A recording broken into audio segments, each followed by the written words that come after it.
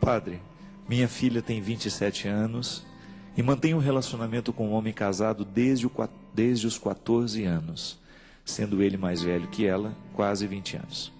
Padre, desde que isso aconteceu, o seu relacionamento comigo e com o pai dela ficou muito difícil.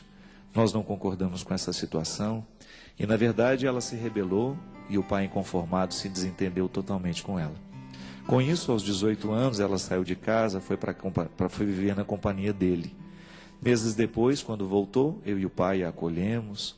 Ela estava desempregada, havia parado com os estudos, mas parecia que ia ficar bem. De lá para cá, padre, muitas coisas aconteceram no seu comportamento, que tem nos causado muita preocupação. Além do relacionamento que ela continua com esse homem casado, ela mantém outros também.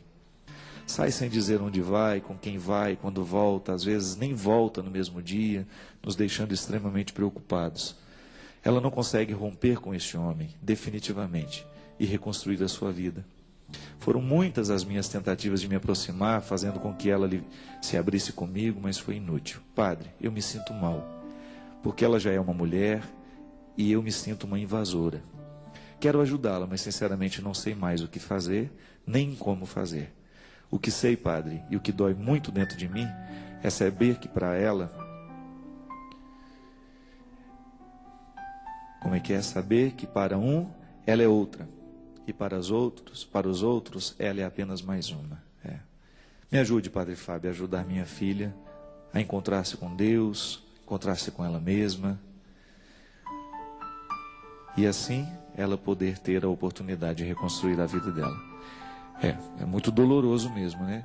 Interessante, gente, que meninas aos 13, 14 anos, quando vivem relacionamentos assim, elas ficam verdadeiramente presas. Eu me lembro que nós vivemos uma situação assim muito próxima, uma pessoa muito próxima de nós. Eu era adolescente nessa época. Uma menina de 13 anos apaixonou-se por um homem de 30 e poucos anos. E interessante que se estabelece uma dependência tão grande que isso gera naquela pessoa deixa de ser um relacionamento de homem e mulher. Parece que é muito mais um relacionamento pai e filha, né? Uma dependência afetiva tão grande que aquela pessoa nunca mais consegue reconstruir a vida. Ela fica eternamente ligada àquela outra pessoa. Bem, não vem ao caso, aqui nós não temos nem como entrar no mérito dessas questões. Uma coisa que eu alerto, aqui nessa história não tem mais o como fazer, é que você fique atento. Fique atento à sua filha, ao seu filho, para que esses relacionamentos com muita diferença de idade, eles são muito perigosos, sobretudo aos 13, 14 anos, porque o que você pode ter é uma fixação desordenada daquela criança, que é praticamente uma criança, um adolescente, àquele adulto, que muitas vezes até se aproveita dessa situação e acaba criando essa dependência, gerando uma pessoa absolutamente infantil e dependente dele por um longo tempo. Isso é muito comum acontecer. Meninas que aos 13, 14 anos se envolvem com homens muito mais velhos, mesmo que depois elas arrumem outros namorados, é muito comum que este vínculo com aquele que foi o primeiro homem na vida delas continue por muitos e muitos anos. São os desequilíbrios que aí precisam de ajuda de psicólogo e tudo mais. O que eu posso dizer para a senhora? Porque aqui na verdade eu não tenho como falar para a filha da senhora. Não foi a filha que pediu ajuda. Quem pediu foi a senhora. Eu diria que a senhora fosse amiga da filha da senhora naquilo que a senhora pode. A senhora não tem como prender a sua filha em casa. A senhora não tem como proibi-la de absolutamente nada. Mesmo porque a senhora reconhece que ela já é uma pessoa adulta, sabedora do que pode e do que não pode. Seja amiga no que puder. Se a senhora está muito acostumada a recriminar tudo o que ela faz, pare. Pode ser que se a senhora parar de falar, ela vai voltar a se aproximar da senhora. Porque o grande problema, minha gente, é quando a mãe discorda radicalmente do comportamento do filho ou da filha, e aquilo se torna uma forma de inimizade. Quanto mais a mãe discorda, mais ela afasta o filho. Então tem que tomar cuidado. Essa discordância, ela tem que ser muito no período da adolescência, quando você tem que realmente tomar as rédeas e decidir. Você não tem o direito, não pode, é uma agressão contra um filho adolescente, você dar a ele o poder de decidir coisas para as quais ele ainda não está preparado.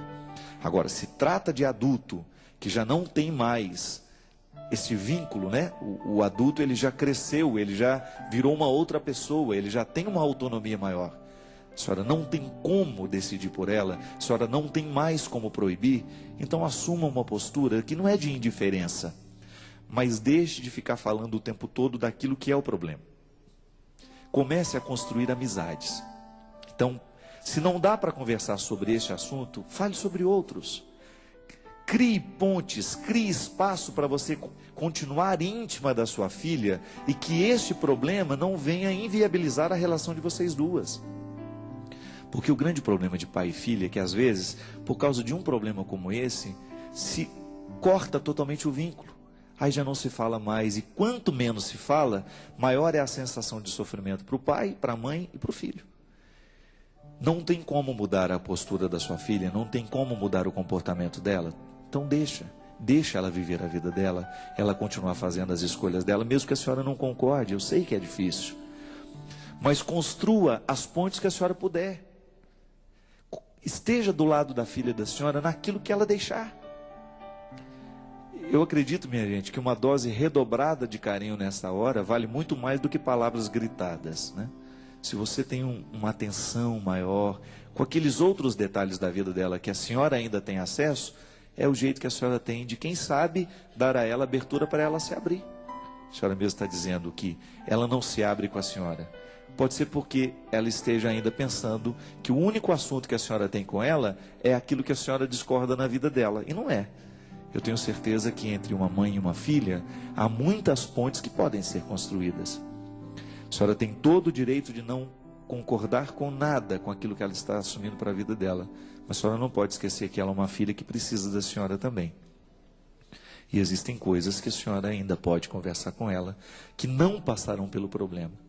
Quem sabe, se a senhora assumir essa postura de ser amiga dela, de estar do lado, de recriminar menos, a senhora vai dar até condições à filha da senhora de sair dessa dependência, procurar uma ajuda. Porque esse tipo de dependência afetiva, minha gente, precisa de ajuda terapêutica. É muito difícil a pessoa superar isso sozinha. É aqui, é o livro. Este livro trata disso, você sabe disso, você que já leu.